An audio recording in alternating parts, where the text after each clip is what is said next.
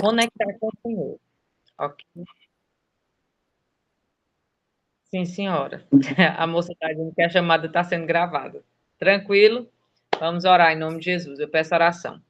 Pai, em nome de Jesus, eu quero te adorar, bendizer o teu nome, declarar a tua grandeza e a tua majestade sobre nós. Nós estamos em um ambiente profético, estamos sendo guiados pela tua mão poderosa, como o Senhor guiou Moisés, ainda um bebê, Senhor, naquela cesta betumada por fora para que a água não entrasse. O Senhor está nos guiando e nos conduzindo nesse momento.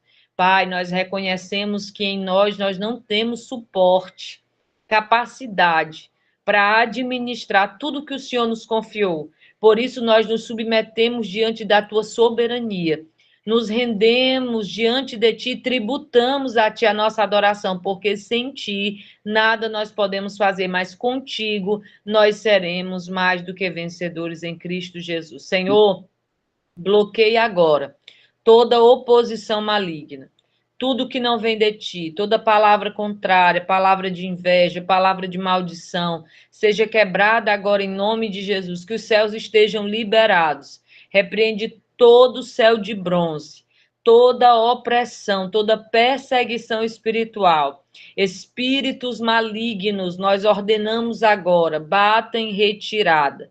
Todas as bênçãos retidas sejam liberadas agora em nome de Jesus. Que os céus estejam abertos. Pai, que as bênçãos nos alcancem, elas vão nos encontrar. Deus, porque é uma promessa, é uma palavra liberada sobre a nossa vida. E nós queremos te agradecer por isso em nome de Jesus. Amém. Graças a Deus. Queridos irmãos, a paz do Senhor Jesus, uma honra tê-los conosco. Eu peço que, por favor, vocês mantenham o microfone desligado para não dar interferência. E quando vocês precisarem falar, fiquem à vontade. Esse é o ambiente que Deus preparou para nós tirarmos as nossas dúvidas, acessarmos mais de Deus. Então, assim, nós temos um tempo muito otimizado e nós vamos ser bem objetivos, porque aqui é muito, muito precioso esse momento. Nós vamos entrar agora em uma série de estudos e estudos revelados pelo Senhor, preparados para a nossa vida. Essa turma é a turma dos empresários, né? É a turma das pessoas que têm uma rotina muito ativada, mas que mesmo assim querem e se dispõem a ter um tempo de crescimento e de aprendizagem diante do Senhor. E quando eu estava orando hoje, o Senhor me levou a preparar essa aula com muito carinho, né, para que a gente possa receber mais de Deus. E o tema dessa aula de hoje é o que é a fé segundo a palavra. Na semana passada, nós aprendemos a combater a ansiedade, né? E a ansiedade, nós aprendemos que é o excesso do futuro, né? É a sobrecarga de uma alma que parou de confiar no governo de Deus. Isso é ansiedade. E hoje nós vamos aprender a fé segundo a palavra. Amém? O objetivo dessa aula é compreender e definir biblicamente a fé. Compreender a definição bíblica de fé. Diferenciar a fé emocional de fé espiritual. Eu não sei se você já se deparou com isso, mas muito se fala sobre fé e pouco se retrata as nuances que esse assunto tão amplo ele traz para as nossas vidas. E saber diferenciar o que é uma fé emocional de fé espiritual é extremamente necessário para a gente governar nessa terra, para a gente saber administrar aquilo que Deus nos confiou. Entender que a fé verdadeira é convicção gerada pela palavra. Não é por movimento, não é por barulho, não é por palavras lançadas ao vento, mas é pela Escritura, pela Bíblia Sagrada, pelo cânon sagrado. A Bíblia é um compilado de 66 livros que traz aquilo que a nossa alma realmente almeja. Débora, e o que é que difere a Bíblia protestante da Bíblia católica? A Bíblia católica, ela tem livros a mais, e esses livros nós chamamos como livros apócrifos. Por quê? Na sua Bíblia, né, lá em Malaquias, no final do Antigo Testamento, o último livro do Antigo Testamento é Malaquias, ok? Lá em Malaquias, antes de começar, vocês estão vendo a minha Bíblia aqui aberta, né? Esse fundo aqui está me atrapalhando, mas eu vou mostrar para vocês, ó. Antes de começar o Novo Testamento, na Bíblia de vocês, vai ter uma página em branco. E essa página em branco, ela representa um período chamado de período interbíblico. E esse período, ele constitui 400 anos de total silêncio de Deus, onde Deus não falou nem por profetas, nem por visões, nem por nenhum tipo de revelação. Houve um silêncio de Deus, é conhecido como o período das trevas, foi onde surgiram grandes filosofias, mitologias, e nesse período do silêncio de Deus foram escritos os livros que contém a Bíblia católica, a mais do que a Bíblia protestante.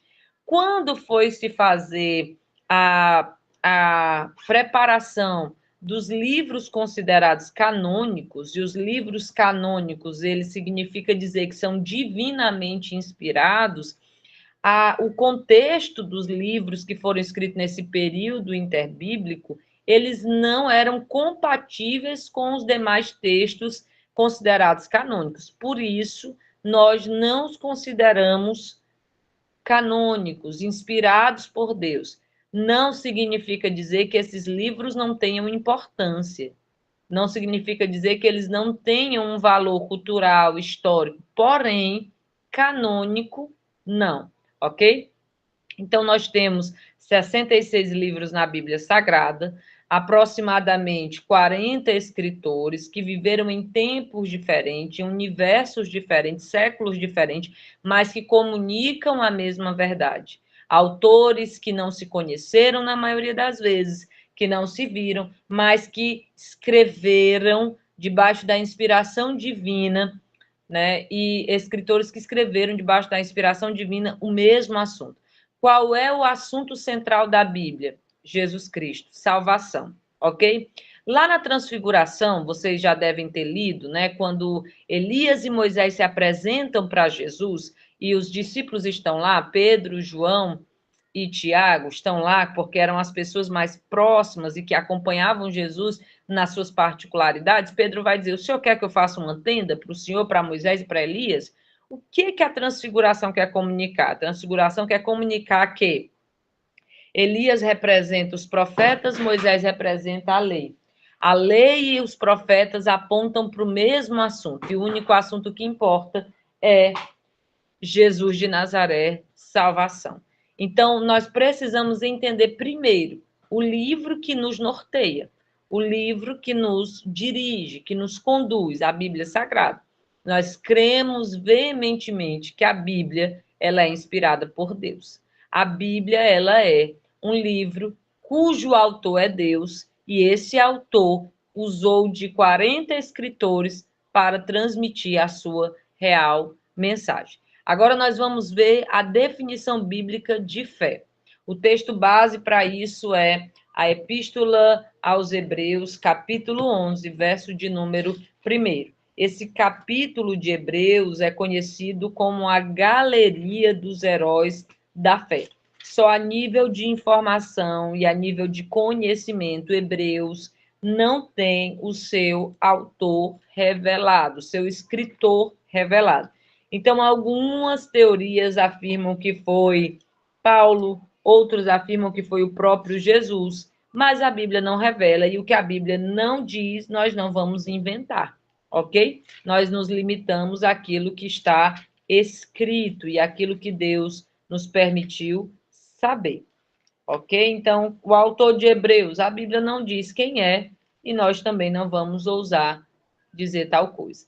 Hebreus capítulo 11, verso 1. Ora, a fé é o firme fundamento das coisas que se esperam e a prova das coisas que se não veem, porque por ela os antigos alcançaram testemunho. O que isso significa? Primeiro, você precisa entender que firme fundamento, ora, a fé é o firme fundamento das coisas que se esperam. e a prova das coisas que se não veem. Firme fundamento é igual base sólida e sustentação. Prova das coisas que não se veem, convicção interior antes da manifestação exterior. Viva como se o milagre já estivesse acontecendo. Você precisa sair, tirar a sua visão da sua mera realidade e você precisa acreditar, visualizar, deslumbrar o que Deus já disse ao teu respeito.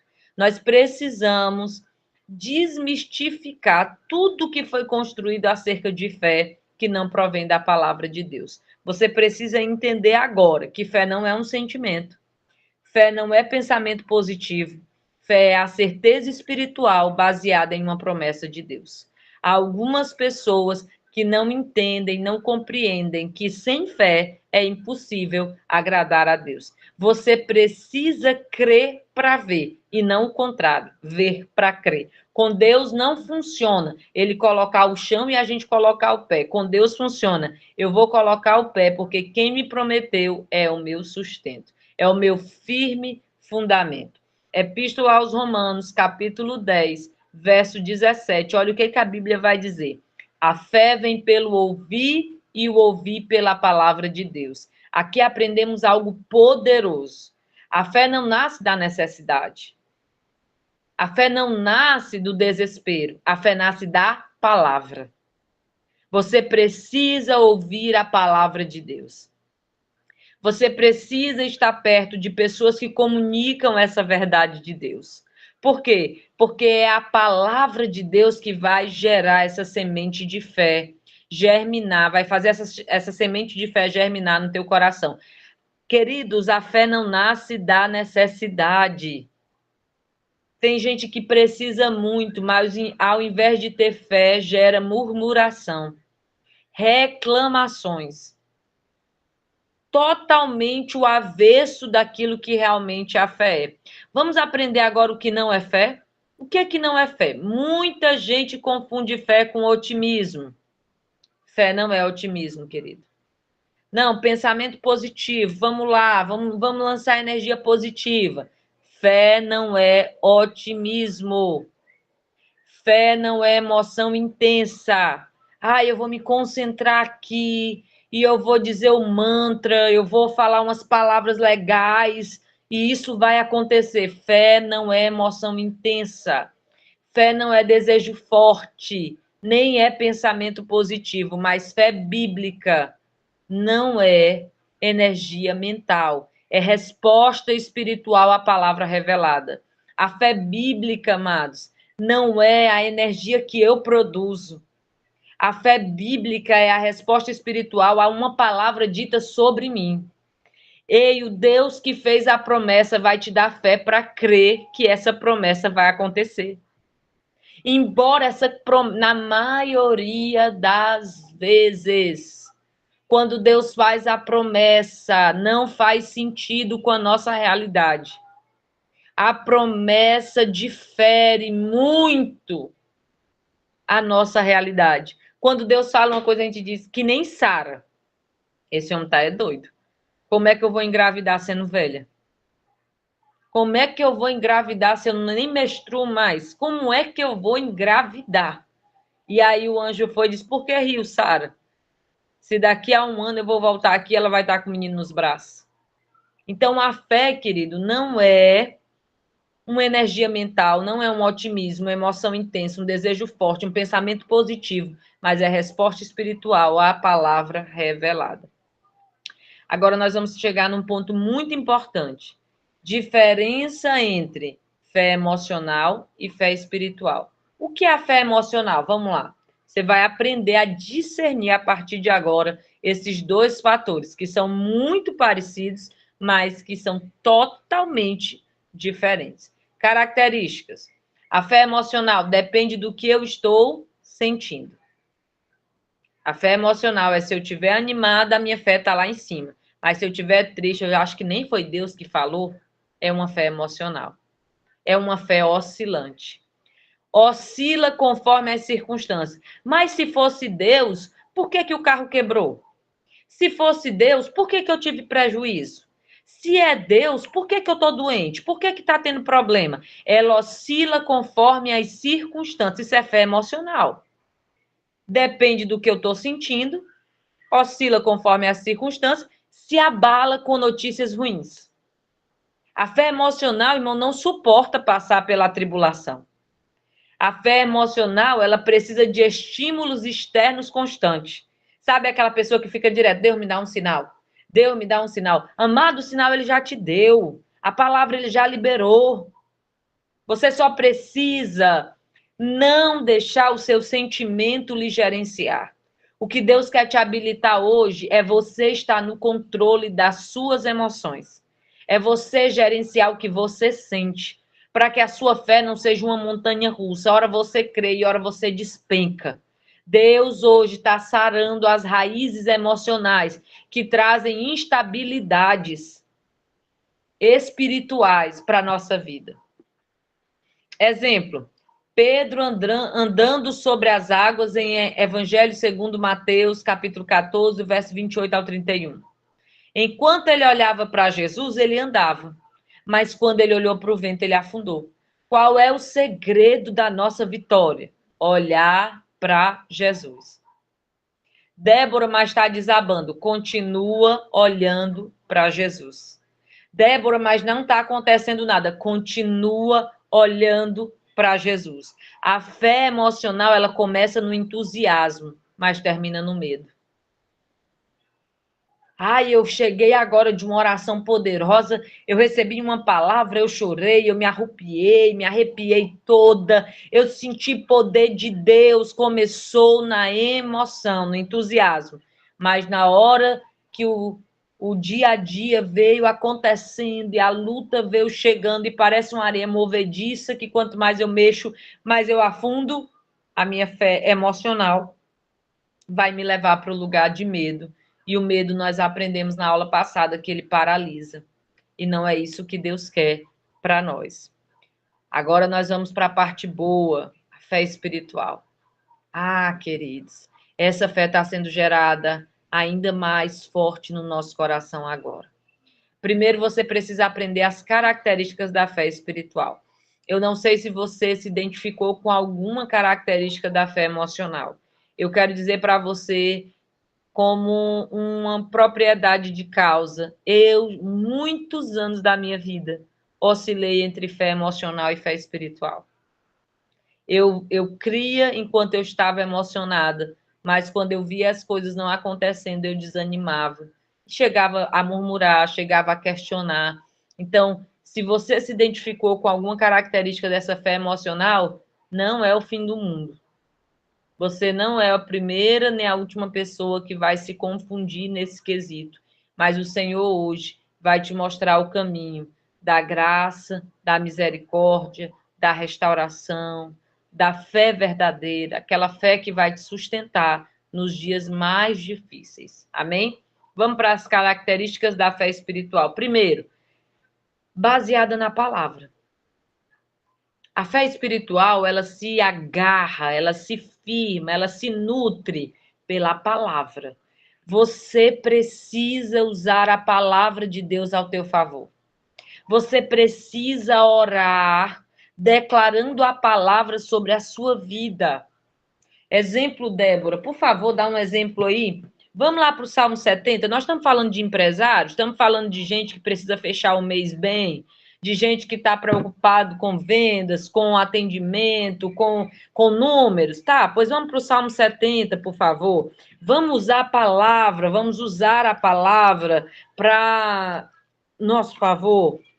Ei, Deus lhe deu um tesouro, um acesso a um tesouro, e você tem a senha e não sabe usá-la. Mas hoje Deus está te aparelhando. Você vai receber tudo o que você precisa. Olha, eu quero te ensinar a usar a palavra para gerar fé no teu coração.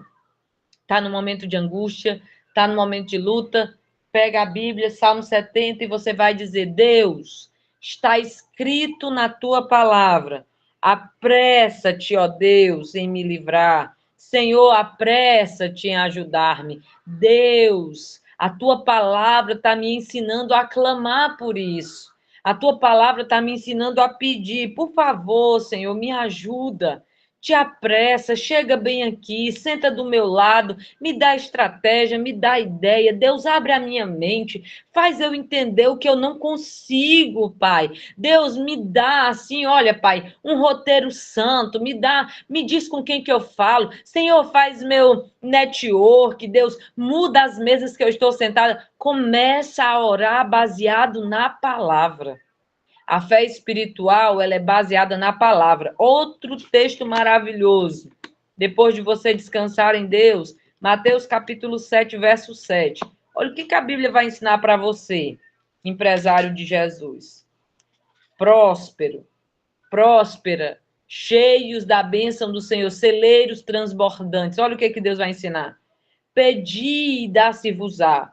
Buscai e encontrareis. Batei e abri-se-vos-á. Porque aquele que pede, recebe. Deus, a tua palavra está dizendo para eu pedir. Eu quero pedir agora, Pai. Eu não consigo sozinho.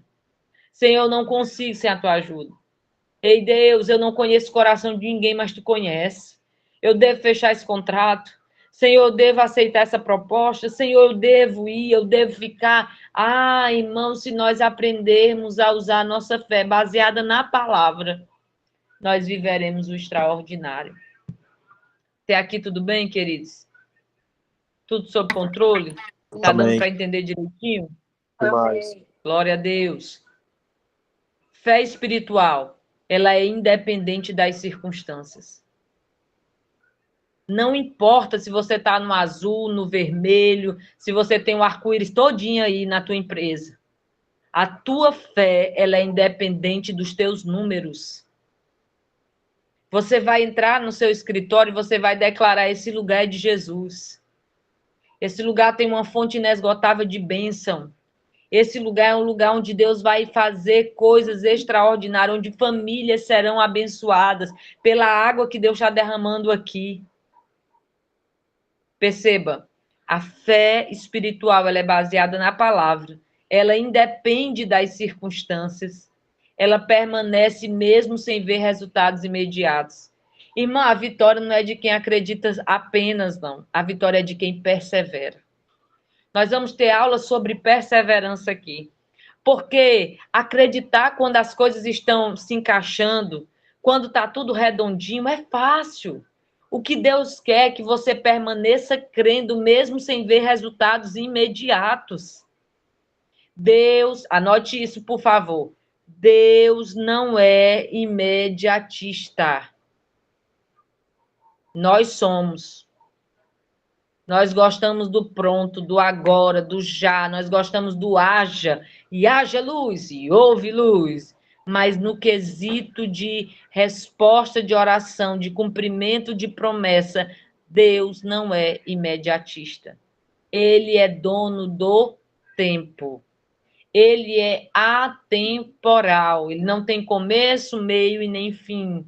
Ele está no presente, no passado e no futuro. E se ele prometeu, ele já sabia das dificuldades que você enfrentaria, ele já sabia dos desertos que você passaria, mas mesmo assim, ele garante a palavra de vitória sobre a tua vida e sobre a tua empresa. Você precisa entender. A fé espiritual, ela permanece, mesmo sem ver resultados imediatos. Porque se fosse fácil, queridos, todo mundo creria. A Bíblia diz, olha o que a Bíblia vai dizer aqui em Tiago, capítulo 1. Toda bênção que Deus te dá,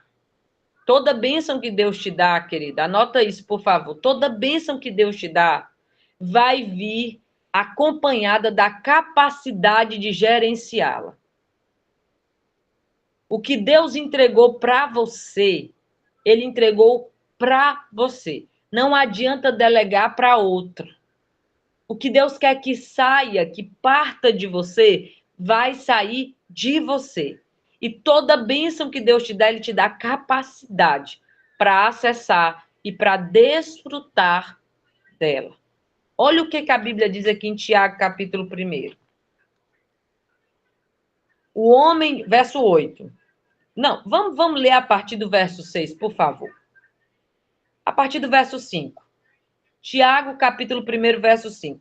E se algum de vós tem falta de sabedoria, peça a Deus, que a todos dá liberalmente, não o lança em rosto, e ser-lhe-á dada. Quem não tem o quê? Sabedoria. Débora, o que é sabedoria à luz da Bíblia? Provérbios, capítulo 1. Provérbios, capítulo 1. Capítulo não, perdão, Provérbios de número 1. Provérbios nós já vamos ver que ele é um livro poético, assim como Salmos. Ele não tem uma história continuada, então ele não é constituído de capítulos, ele é lido como número. Provérbios de número 1, verso de número 7. O temor do Senhor é o princípio da ciência. Sabe o que é temer? Temer não é ter medo. Temer é ter respeito. Então, esse temor aqui, o temor do Senhor é o princípio da ciência. Os loucos desprezam a sabedoria e a instrução. O que é o temor do Senhor que se torna o princípio da ciência? É orar antes de tudo. Quem ora antes de tudo tem vitória sobre tudo.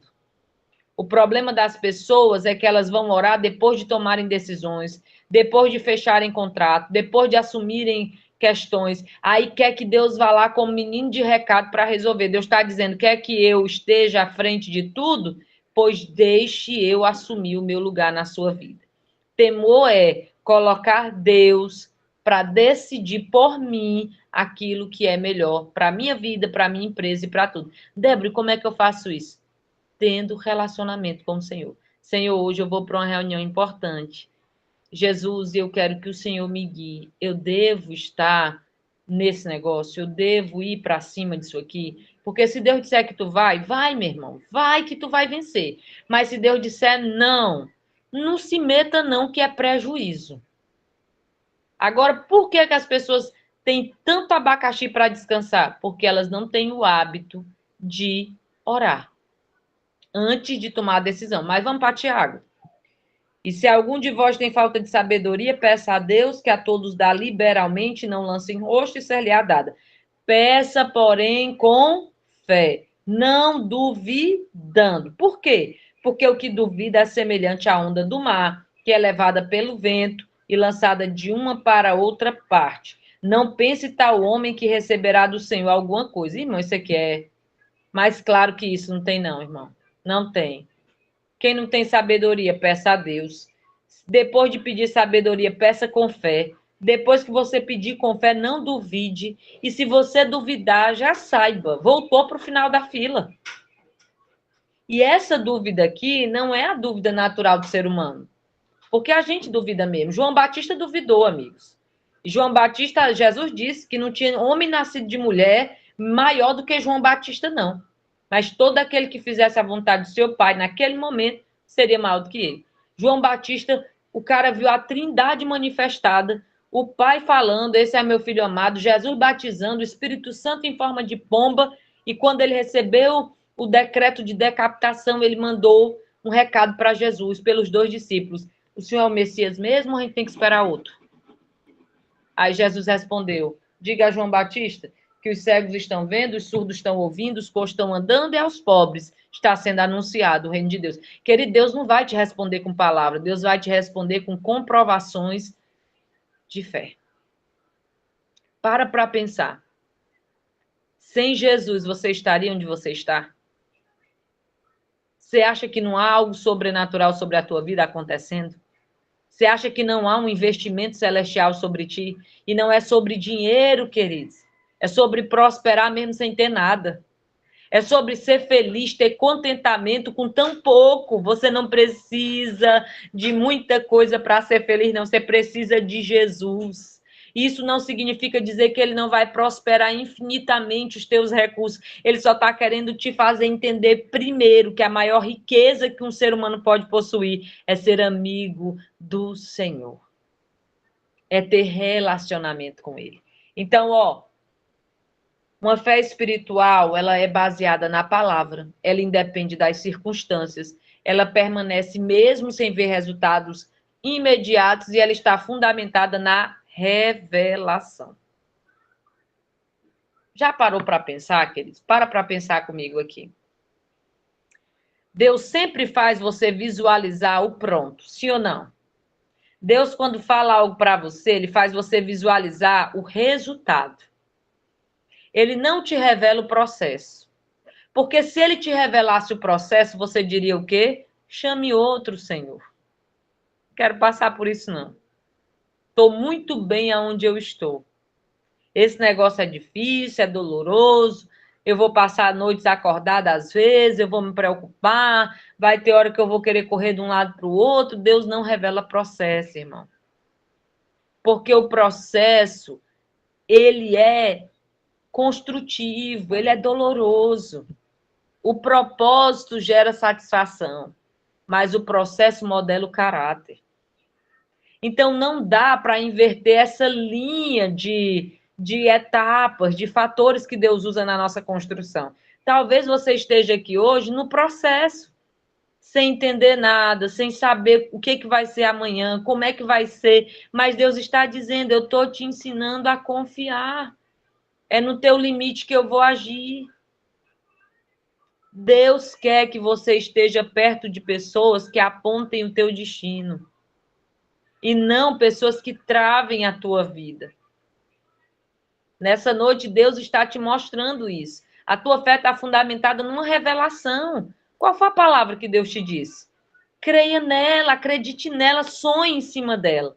Ô, Senhor, eu creio.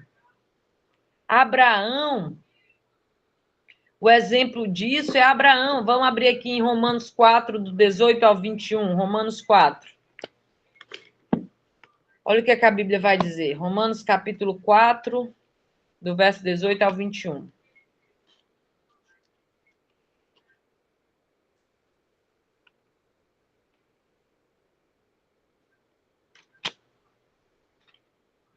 Diz assim: o qual, em esperança, creu contra a esperança que seria feito pai de muitas nações. Como é que Deus chega para um cara e diz assim, ó, tu vai ser pai de muitas nações, enquanto a mulher dele é estéril? É um paradoxo, né, não? Mas Deus gosta, irmão. Deus complica para depois descomplicar e depois ainda explicar por que foi que ele complicou. Isso é tremendo. Deus gosta de contrariar a lógica humana. Deus gosta de chegar nos 45 minutos do segundo tempo, nas prorrogativas, quando você já tentou ligar para todo parente, para todo amigo influente, para todo mundo, e ninguém resolveu. Ele disse: eu vou chegar no meu tempo, para que você não dê a minha glória a ninguém. Conforme o que lhe fora dito, assim será a tua descendência. E não enfraqueceu na fé, nem atentou para o seu próprio corpo já amortecido, pois era já de quase 100 anos. Sabe o que ele está dizendo aqui? Que Abraão não comparecia mais lá na dona Eva. Que ele não atentou nem no corpo dele amortecido. Paulo está dizendo, Abraão tinha 100 anos, amiga, ele não tinha ânimo mais para nada, não. Ele não era mais um poldo, não. Que um vento sopra e já está pronto. Não, ele estava lá dizendo, Senhor, mesmo sem estar levantando mais nada aqui, continuo crendo. Continuo crendo. Nem tampouco para o amortecimento do ventre de Sara. Se ele não tinha mais ânimo, imagina Sara, meu irmão, com 99 anos. 90 anos. Jesus ajuda a tua serva. E não duvidou da promessa de Deus por incredulidade, mas foi fortificado na fé, dando glória a Deus, e estando certíssimo de que o que ele tinha prometido também era poderoso para fazer. Você pode dar um glória a Deus? Quem te prometeu é fiel para fazer. Não duvidou da promessa por incredulidade, mas foi fortalecido na fé. Para de olhar para você, para as tuas circunstâncias. Abraão não tinha evidência natural, mas tinha uma promessa. Isso é fé. Eu não estou vendo, mas estou crendo. E Jesus gosta, irmão, de crente doido. Desses crentes assim, sabe, que parece que é maluco. Para onde é que tu vai? Eu vou assinar o contrato. Com que dinheiro? Com a fé. Eu vou fechar o negócio pela fé. Eu vou contratar a construtora pela fé. Não é irresponsabilidade. Não é uma fé emocional. É uma fé apropriada de uma revelação. É assim que funciona. Amém, queridos? Eu não estou mandando ninguém sair comprando nada irresponsavelmente, tá, gente? Eu estou só dizendo que se Deus prometeu, ele vai fazer acontecer. Amém? Vamos lá. Fé como convicção gerada pela palavra. Aqui está o ponto central dessa aula. A fé verdadeira não é produzida pelo esforço humano. Diga glória a Deus. A pessoa pode orar, jejuar, ela pode ler a Bíblia, ela pode se ajoelhar 24 horas por dia. Isso não produz fé. A fé verdadeira não é produzida pelo meu esforço. Ela é gerada quando a palavra entra no meu coração e se torna revelação.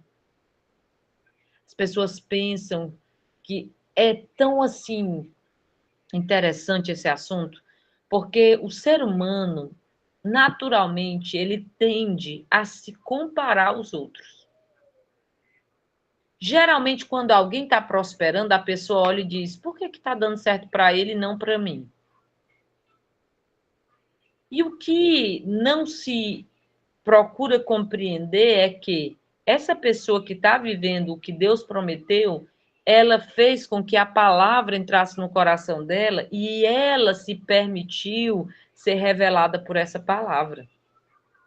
Porque entenda, irmãos, preste atenção nisso aqui, como nosso Deus é tremendo.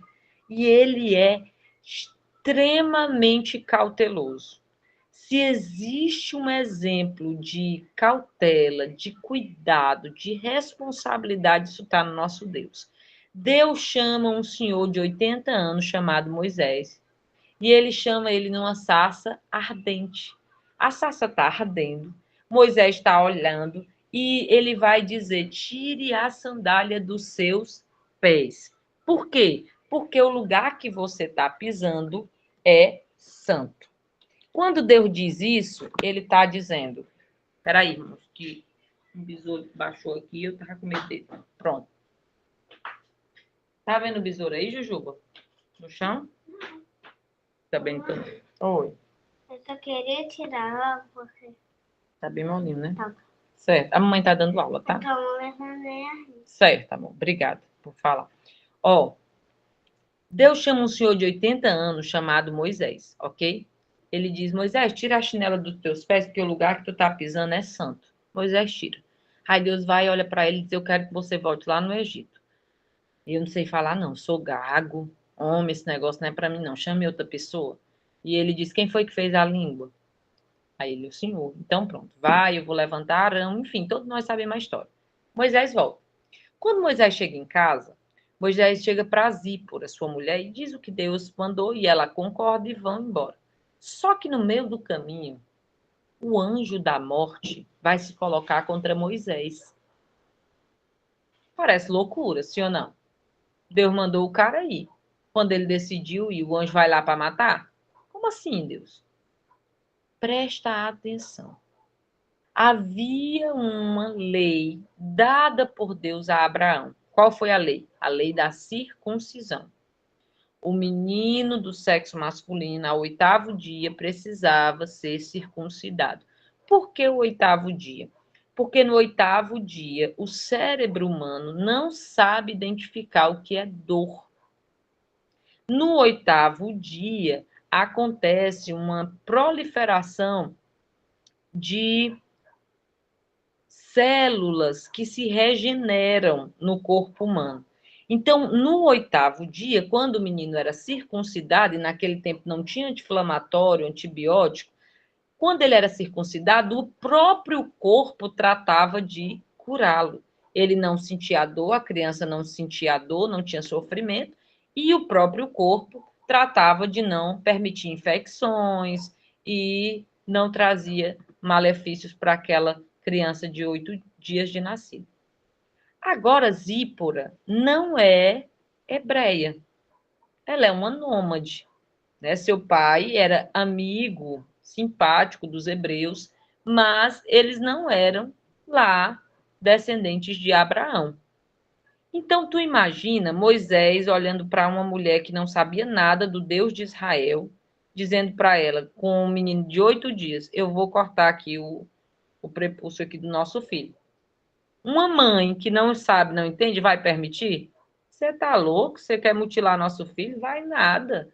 Ela não permitiu que ele circuncidasse o filho. Quando ele decide aceitar o chamado de Deus, que ele está voltando para o Egito, o anjo se opõe a ele. Por quê? Porque para evitar uma contenda com Zípora, ele quebra um princípio de Deus. Sabe o que é que Deus está dizendo para nós hoje? Aprenda a resolver as suas questões, sem colocar em risco os princípios que eu estabeleci na sua vida. Se for para criar um desconforto, mas para resolver um problema em que você vai estar posicionado diante de Deus, faça isso. O Senhor vai se responsabilizar por você. Mas essa omissão para Deus também é um pecado. Ele era o dono da casa, então era responsabilidade dele. Ele tinha recebido a lei, ele tinha conhecimento da lei da circuncisão e ele não praticou para não desagradar a mulher. E muitas vezes, para não desagradar o cônjuge, você prefere desagradar a Deus. E isso está errado. E isso é um grande padrão de fracasso. Porque antes de agradar qualquer pessoa, até você mesmo, você precisa agradar a Deus. Amém? E o casal tem que estar alinhado para que os dois tenham o mesmo pensamento. De quê? Nós dois servimos ao Senhor. Estamos aqui não para fazer mais a minha vontade, a sua vontade, mas a vontade daquele que nos chamou. Aí, Zípora, quando vê o anjo da morte para matar Moisés, e quem é que o anjo quer matar? Moisés, o cara que Deus chamou. O que é que ela faz? Ela pega uma pedra, pega o menino e pá, circuncida o menino. Ela circuncida. Por quê? Porque não havia sido ela que tinha impedido dele cumprir o mandamento? Então, ela assume a responsabilidade. Perdão, o que que ela vai dizer para ele?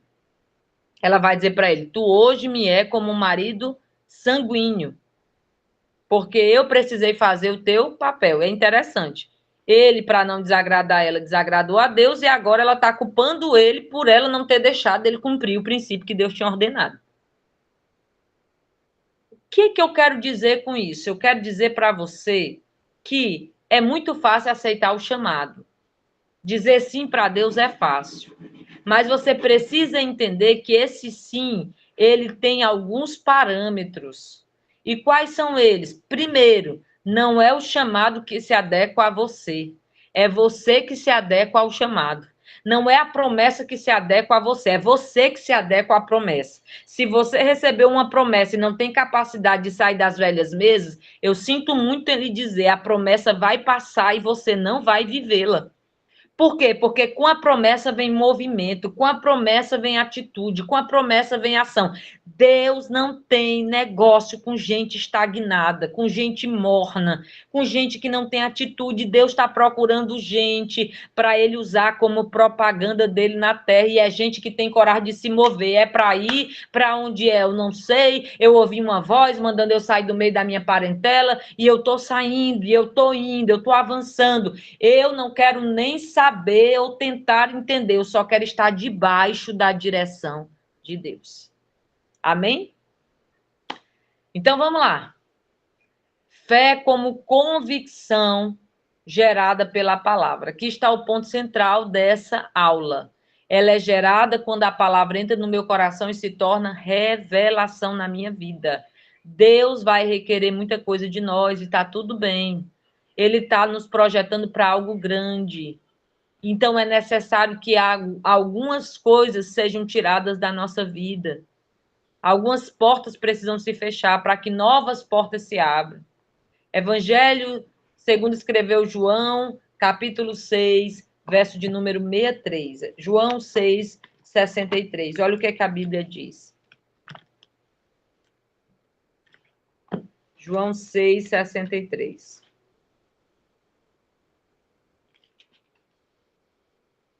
O Espírito é o que vivifica a carne. O Espírito é o que vivifica. A carne para nada aproveita. As palavras que eu vos disse são Espírito e vida.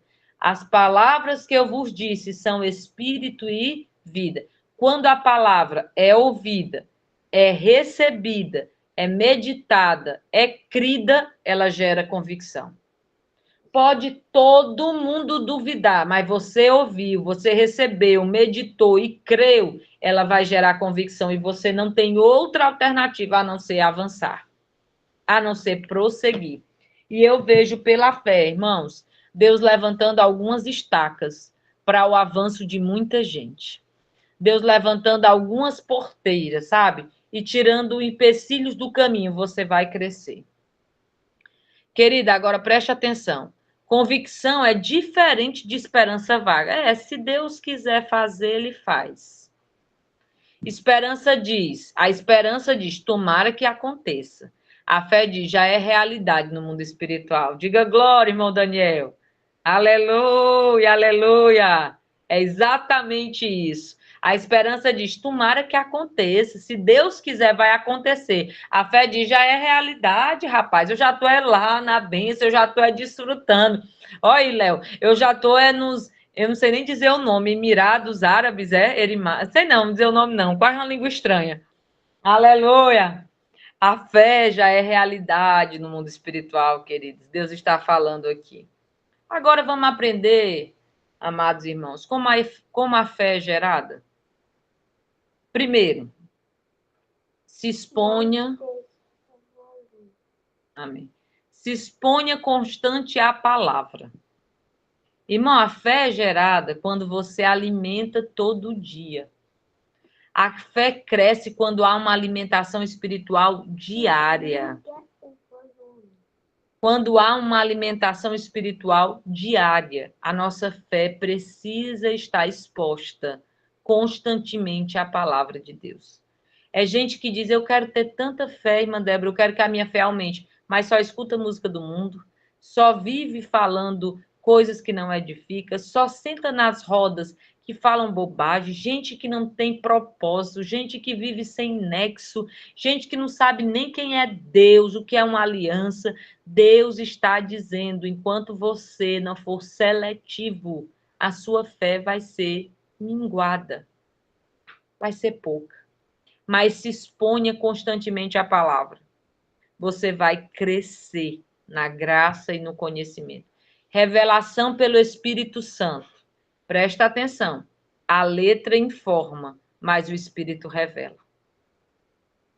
O que está escrito traz conteúdo, traz informação, mas a interpretação vem do Espírito de Deus. Então, não adianta, Débora, eu só ler a Bíblia. Não, você precisa do Espírito Santo para trazer a revelação da sua necessidade e como você vai usar a palavra para supri-la. Deus vai fazer a parte dele, mas ele não fará a sua parte. A sua parte, quem tem que fazer é você. Terceiro ponto. Primeiro, exposição como a fé é gerada. Se expor à palavra, revelação pelo Espírito e decidir crer, meus amados. Fé também envolve posicionamento. Gente, se você não se alinhar com pessoas que têm mais fé que você, você vai ficar frustrado. Você tem que estar perto de gente que vive lançando-se na palavra de Deus, lançando-se no profético. É assim que a fé da gente vai se desenvolvendo. Fé também envolve posicionamento. Alguns princípios espirituais sobre a fé agora. Primeiro, olha como isso é forte, gente, olha como isso é tremendo. A fé precede o milagre. A fé não acontece quando o milagre está feito. A fé acontece quando o milagre está sendo gerado. A fé, ela acontece antes do milagre. A fé precede, vem antes do milagre. A fé ativa o sobrenatural. E a fé agrada a Deus. Hebreus 11:6. Sem fé é impossível agradar a Deus. Sem fé é impossível agradar a Deus. Agora vamos para o momento ministerial. Quero fazer algumas perguntas e eu quero que você responda para você. A minha fé está baseada na palavra ou nas circunstâncias? Eu me alimento da palavra diariamente? Minha fé tem sido emocional ou espiritual? Agora eu quero que vocês escolham uma promessa bíblica e declarem em voz alta até que se torne convicção interior. Qual a promessa bíblica que você vai declarar nessa semana, até a próxima quarta? Escolhe uma promessa bíblica. Tem promessa que creia no Senhor Jesus, será salvo tu e a tua casa. Tem promessa que diz, nenhuma arma preparada contra mim prosperará. Tem uma promessa que diz, o Senhor me ungiu, pôs um novo cântico na minha boca. Escolha a sua promessa. Eu quero escolher uma promessa que fala sobre prosperidade. Sabe, eu vou dizer para vocês um segredo da minha alma. Algumas pessoas aqui sabem disso. Eu hoje vivo pela fé, né? Não trabalho no secular porque o Senhor não deixa. Nunca cobrei para pregar e não concordo com isso. Não concordo com isso de maneira nenhuma, em hipótese alguma. Eu acho que ninguém deve usar o seu dom para comercializar. E aí eu estava orando, por quê? Porque eu disse, Deus, eu não quero ser uma pedinte. Eu não quero ser uma pessoa que incomoda ninguém. Eu não quero ser uma pessoa que precisa sempre que o outro... Não, eu quero ter para abençoar. Eu quero ter para viver o extraordinário. Para mim, a minha maior vitória é eu poder ajudar alguém. Isso é sensacional. E não é falta de humildade ser ajudada, não. Glória a Deus, aleluia. Louvado seja Deus. Mas eu declaro isso na minha vida. Que o Senhor, o dono do ouro, o dono da prata, vai suprir todas as minhas necessidades. É essa promessa que eu quero trazer para a minha vida e eu quero tornar convicção interior. Então, eu creio, em nome de Jesus, que eu vou conseguir viajar o mundo inteiro pregando sem precisar me preocupar com dinheiro, porque o Senhor vai suprir todas as minhas necessidades. Eu creio nisso. Eu creio que eu vou ser a pessoa que vou chegar em alguns lugares para pregar e vou levar comigo aquilo que aquele lugar está precisando. Eu creio nisso. Eu creio que Deus fará isso. Então, o que é que você crê? O que é que você quer que Deus faça por você? Qual é a promessa bíblica que você quer declarar em voz alta e para se tornar uma convicção interior? Coloca isso em prática, escreve, vai declarando todo dia sobre essa palavra e o Senhor vai te surpreender. Vamos para a conclusão dessa aula. A fé segundo a palavra. Fé segundo a palavra é fundamento, convicção, resposta à revelação e certeza antes da concretização. Certeza antes da manifestação. Certeza antes do visível. Queridos, eu estou muito agradecida por essa aula de hoje. Como o Senhor ministrou o meu coração, eu espero que tenha feito sentido para você. Eu queria ouvir alguma coisa de vocês, se vocês quiserem falar sobre o assunto, alguma dúvida, algum comentário, e a gente já vai estar orando para concluir mais uma noite extraordinária para a glória de Deus. Amém? Vocês querem comunicar alguma coisa, compartilhar algo? Ou está todo mundo digerindo a palavra? Todo mundo aqui atento, aleluia. Benção, minha irmã, foi bem. Deus seja louvado, Deus seja louvado. Pois vamos orar? Glória a Deus. Deus é bom.